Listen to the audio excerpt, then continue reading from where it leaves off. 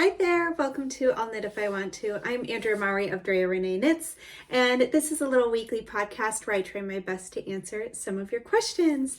Today, I'm doubling up my knits. I am wearing my just released traveler hood, which I'm so excited to finally have out in the world. I cast on this last winter sometime.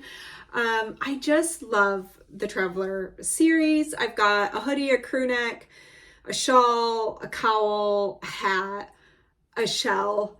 There's something about the stitch pattern that I really love. And I was like, sometimes you just want kind of like a cowl or like hat situation, but like a mock sweater, like a pretend sweater, like a dickie with a hood, which is what it is. It's just the traveler stitch pattern. There is shoulder shaping in here, so it fits nice on the shoulders. It tucks under a jacket perfectly, and then you've got yourself a little hood situation. I of course have my hair up, but you can kind of see. I didn't plan my hair well for today, but anyways, I'm excited to finally have brought it out to all of you, and it is knit up in Spin Cycle Yarns Metamorphic. And there we go. Anything else about that one? No, I think that's it. I of course will link it below. And then with it, I had to wear my oigoi because it is Rhinebeck weekend. This is pre-recorded because I'm actually in New York today. I will be at Wool and Affair at 4 p.m. And then tomorrow I'll be at New York Sheep and Wool. I hope to see you at 2 o'clock on the hill. We will be there right at 2 to take a big photo, and then I will stick around to say hi to anybody who wants to say hi, snag a photo, show me your sweater, all the good stuff. So super excited. We wait for this beautiful weekend all year, every year. So I'm super excited. And let's jump into some questions. Let me shake up my water first so I'm fully hydrated and ready to answer. I put electrolytes in here, by the way. This is why I'm always being all spazzy and shaking my water. Okay. Question number 1. Hi, Andrea. Hey. You speak a lot about the knitting and spinning and sewing notebooks you keep with all your notes as you develop your designs and knit your garments. By now, you must have tens, if not hundreds of them. My question is, how do you locate information when you're looking for it? Do you label the covers with years and designs, sort of a table of contents? I try to keep notes, but then I can never find them. Okay, so I do have a lot of notebooks. They are not organized. There is no way for me to find old information in them. And I'm just okay with that. I don't prioritize my time into that organizational system. I have so much appreciation and respect for those that do. It's hard for me to make time for that.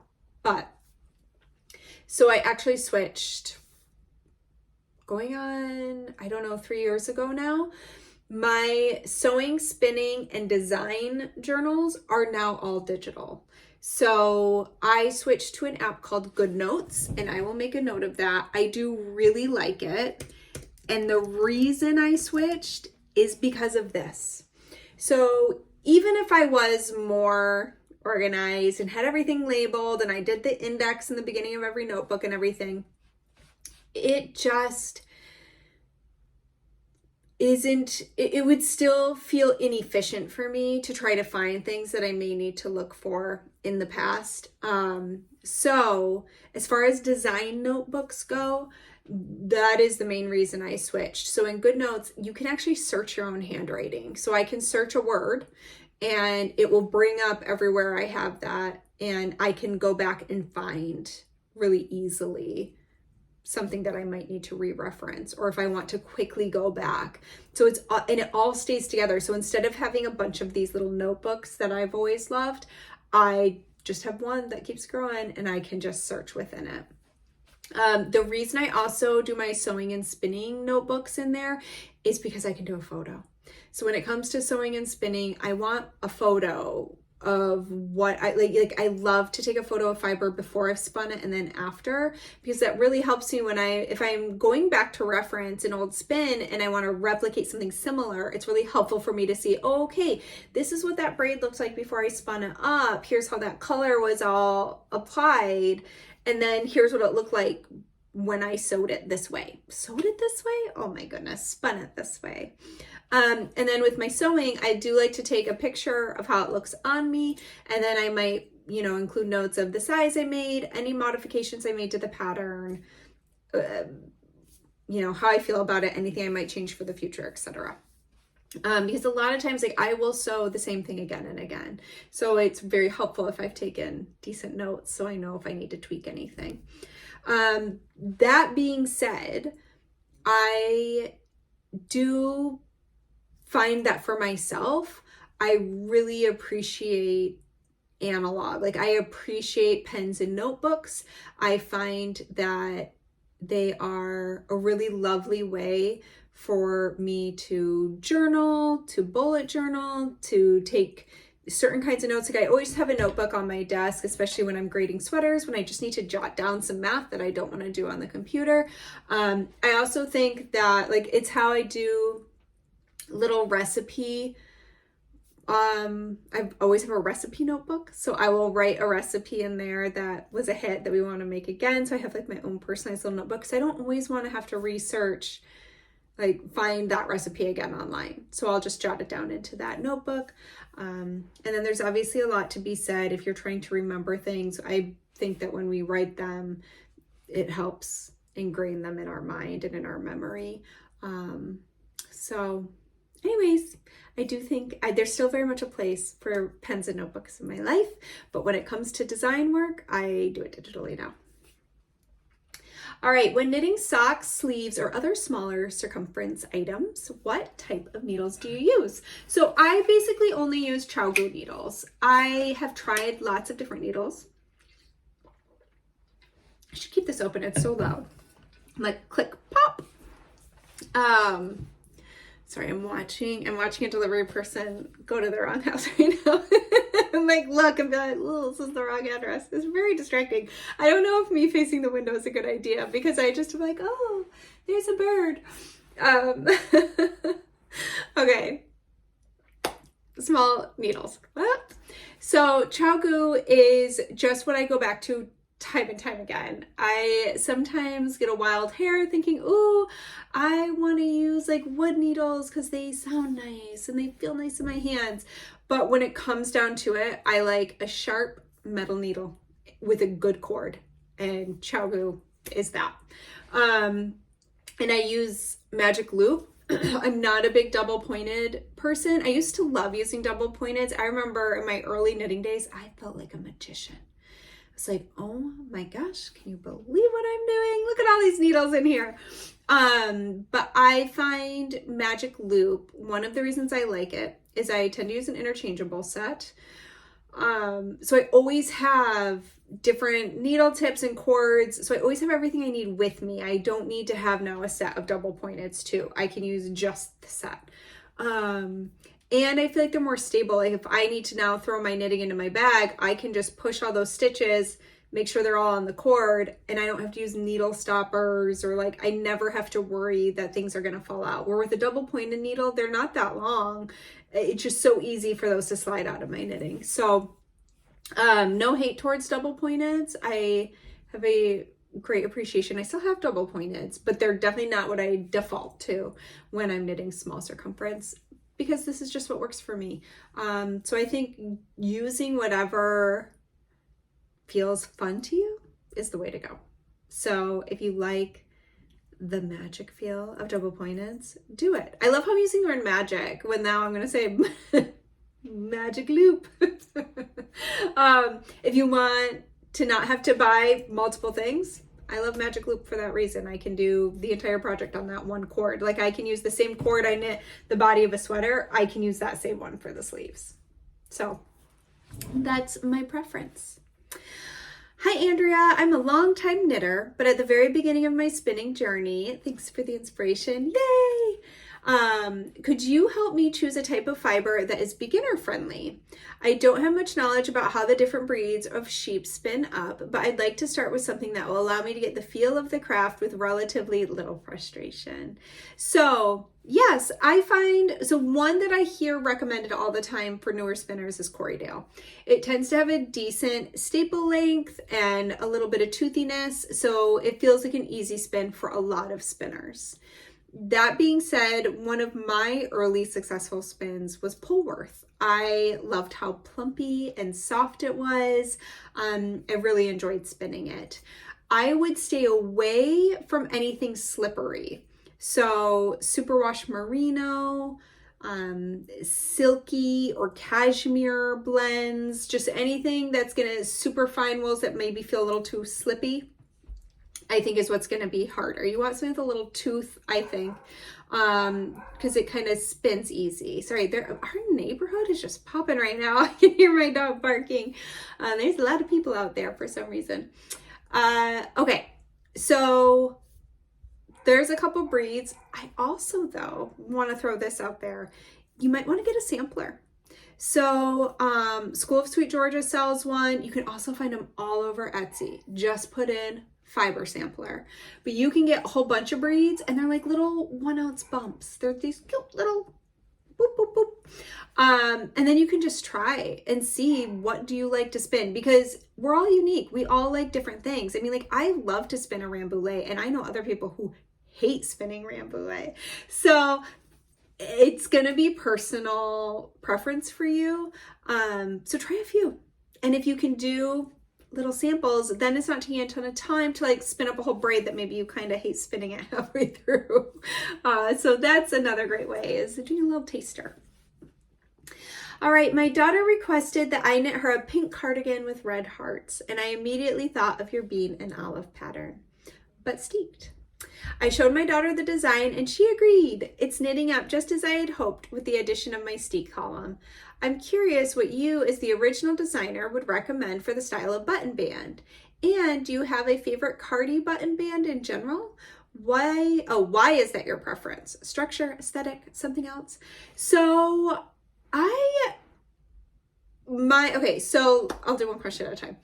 I'm pretty sure that the ribbing on that sweater is 2x2.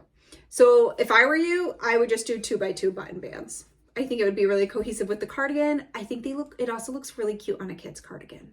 So is this 2x2? Yep. So just like 2x2, an inch wide, and call it good. As far as my favorite, I love a double knit vertical button band. I also love just like a classic, I'll still any day of the week knit a ribbed sideways button band. Love it. But if I'm going to pick, I would say the double knit vertical because of the aesthetic. I love how profesh that looks. It's just very polished and lovely. And I love that vertical buttonhole. I don't know. There's just something about it that I really, really like. There's some squish to it. So I would say if I had to pick a favorite, that would be my favorite. This question is, this is perfect timing for tomorrow. This question is prompted by my hope of running into you at Rhinebeck. You are very well known in the knitting community, and I'm sure many people recognize you and want to say hello when they see you at festivals. Those of us who watch your podcast every week feel like we know you, yet we are complete strangers to you. You've also said that you are an introvert. So, what do you want us to know to respect your boundaries if we see you at a festival? For example, what are your opinions on hugs, selfies, length of conversations, off-limit topics, things you love to hear about from folks who knit your patterns? Anything else we should know? So thank you. This was a very thoughtful question. I really appreciate it. I am very introverted, and festivals like this wipe me out. That being said, I go to them because they're my chance to hang out with other knitters and to meet other knitters. Like, I go prepared and ready to like rub elbows. What do I want to say here? Geek out about all things knitting and fiber. And I really, really look forward to festivals like this. I spend a lot of time alone up here in my studio. So I feel like I get these long stretches of time for my little introverted heart. And then I get to spend a weekend that also fills my bucket and my heart because I get to meet so many amazing people. And then I just need a good long sleep afterward.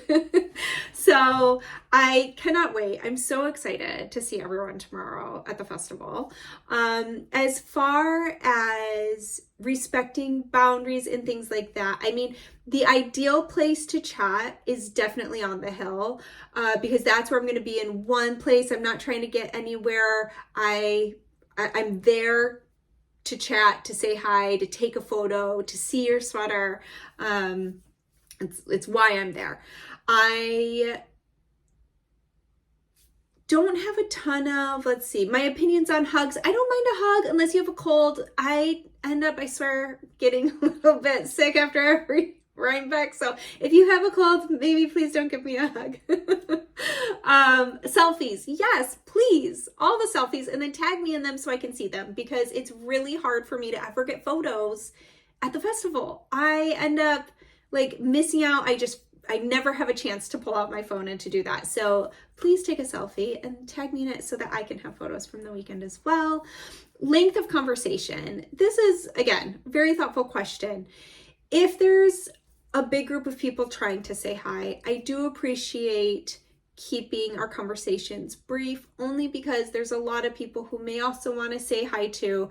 And being an introverted, shy person, I never want to cut anyone's story or time short.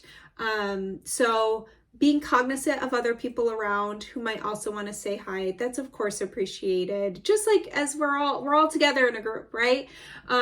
So I do appreciate when we're all conscious of each other.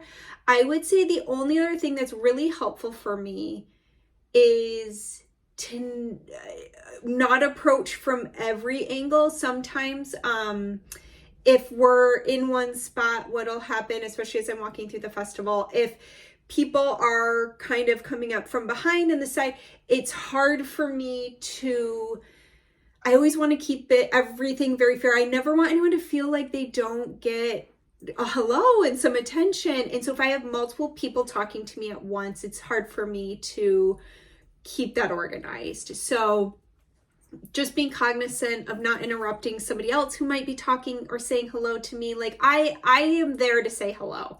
So I will always try my best to give everybody some time. So just kind of like not stepping on other people's toes, but also like staying in an organized way so that I can say hello and have a meaningful moment with as many people as possible. There was a lot of this happening.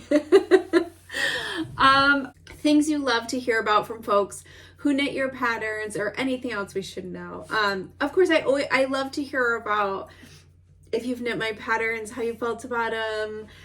That's always so lovely to hear. I love to see if you're wearing one of my patterns. Obviously, that's always, I don't think my head will ever fully wrap around that. It is so special to actually get to see my patterns in real life, in motion, on different people. So that's so special. I mean, I really cherish these weekends and I can't wait. So I can't really think of anything else we should know, except for if you are coming for the meetup, please be there by 2, because we're going to try and take that picture like as close to 2:00 as possible. The way it generally works is we're going to get set up, we're going to take the photo, and then we'll stick around and do the meet and greet. So that we even have a sign this year. We'll make a line. So anybody who does want to say hello, grab a photo, that'll happen after the photo. So that way, if there's anyone who doesn't want to stick around for that part, they can go take off, do what they want to do at the festival. But I will, and I always stick around until I've said hello to every single person in that line. So picture at 2 at the hill, and then we'll stick around for a meet and greet afterwards. And I'm just so excited. I can't wait to see everybody. I can't wait to see your ooey gooeys. As always, whips are welcome. Even if you have not finished your sweater, bring it anyways. If you've got the ooey gooey cowl, pop that on, come jump in the photo. But we can't wait to see you. And for anyone who can't make it to Rhinebeck, I hope that you have a lovely weekend. Throw on your Rhinebeck sweater, your ooey gooey. Anyways, send us a photo of it out in the wild.